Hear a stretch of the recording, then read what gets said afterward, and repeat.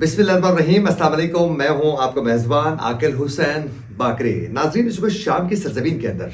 America और तुर्की की बराह रास्त एक बहुत बड़ी लड़ाई का आगाज हुआ है। अगर ये कहा जाए तो मेरे ख्याल में बेजा नहीं होगा। और इस जंग में अब इसराइल ने भी बराह रास्त हिस्सा बनने के लिए आज कमर कस ली है। तो यूं आने वाले दिनों में तुर्की की मुश्किलात में इजाफा हो सकता है। हमने चंद दिन पहले ही कहा था कि अगला नंबर तुर्की का, तो यूं चीजें अब उसी समझ में जाती हुई नजर आ रही हैं। नाज़रीन, इस वक्त शाम की सरजमीन के अंदर बिलखुसूस इस वक्त शुमाल मशरकी शाम के एरिया में अमेरिका के हिमायत याफ्ता कुर्द SDF के जो जंगजू हैं वो और हयात तहरीर अल-शाम के जो जंगजू हैं जिनको इस वक्त तुर्की की हिमायत हासिल है, उनके दरमियान एक जो बहुत बड़ी लड़ाई का जो आगाज हुआ था, अब उस लड़ाई में मजीद शिद्दत आ गई है। और इन झड़पों में शिद्दत आने की वजह से नाज़रीन इसमें मजीद जंगजू मारे जा चुके हैं। गुज़िश्ता 2 दिनों के अंदर इस लड़ाई के दौरान 105 से ज़ायद जंगजू हलाक हो चुके हैं। नाज़रीन, गुज़िश्ता 2 दिनों के दौरान सबसे ज़्यादा हयात तहरीर अल-शाम के जो जंगजू थे वो इस जंग में मारे जा चुके हैं। हयात तहरीर अल-शाम के जो जंगजू है जिनको इस वक्त तुर्की की हिमायत हासिल है, उनके तकरीबन गुज़िश्ता 2 दिनों के अंदर 85 से ज़ायद जंगजू मारे जा चुके हैं। और इसके साथ साथ SDF जिनको अमेरिका की हिमायत हासिल है, उनके जंगजू और उनसे मुंसलिक फौजी फॉर्मेशंस के जो एहलकार हैं वो तकरीबन 17 से ज़ायद हलाक हो चुके हैं। तो यूँ इस वक्त शाम की सरजमीन के अंदर जो तुर्किया कुर्द के खिलाफ जो लड़ाई के एक बहुत बड़ी लड़ाई का आगाज कर चुकी है, गुज़िश्ता 2 दिनों के अंदर बहुत ज्यादा उनके जंगजू को मारा जा चुका है। शुमाली शाम के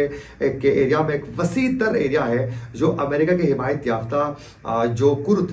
क़यादत में मुनज़्ज़म जो सीरियन डेमोक्रेटिक फोर्सेस यानी SDF के कंट्रोल में एक बहुत बड़ा बिलखुसूस शुमाली शाम का एरिया है। उसके अंदर कई तेल के ज़खायर भी हैं और उसके साथ साथ पानी का भी एक बहुत बड़ा ज़ख़ीरा है, एक बहुत बड़ी डैम भी है जिस पर बिलखुसूस गुज़िश्ता 2 दिनों के अंदर जो है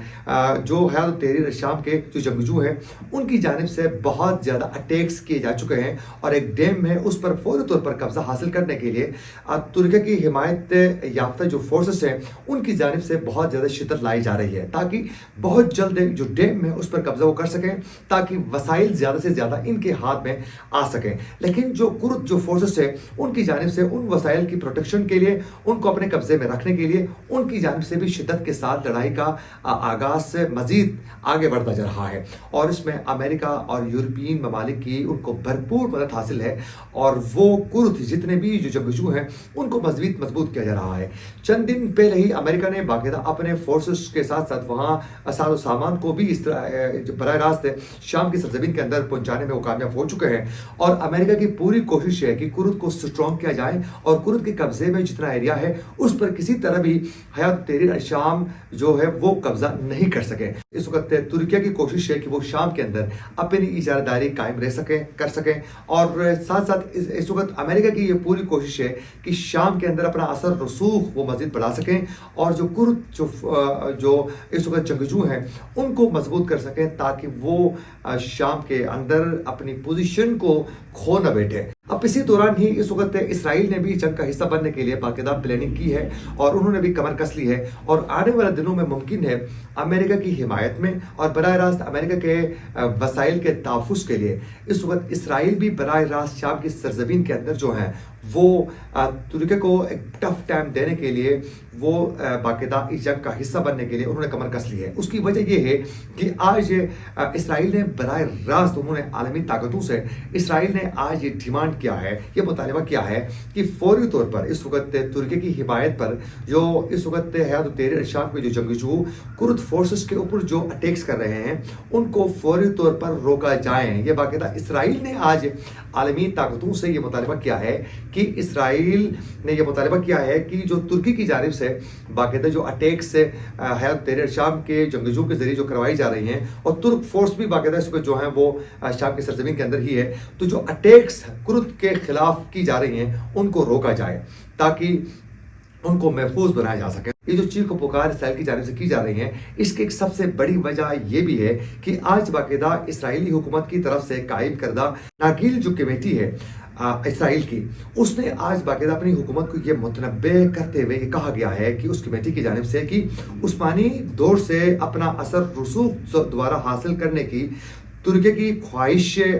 اسرائیل کے ساتھ کشیدگی میں اضافہ اور جنگ میں بدل سکتی ہے۔ اسرائیل کو اس حوالے سے پوری تیاری کے ساتھ اور ہوشیاری کے ساتھ آگے بڑھنا ہوگا۔ اس کمیٹی نے باقاعدہ اسرائیل کی حکومت کو باقاعدہ وارن کیا ہے۔ اب جو ہی اس کمیٹی کی جانب سے متنبہ کیا گیا تو اس کے بعد اسرائیل نے براہ راست عالمی طاقتوں کو کہا ہے کہ کرد فورسز کے خلاف جو اس وقت ترکی کی لڑائی ہے اس کو فوری طور پر روکا جا سکے۔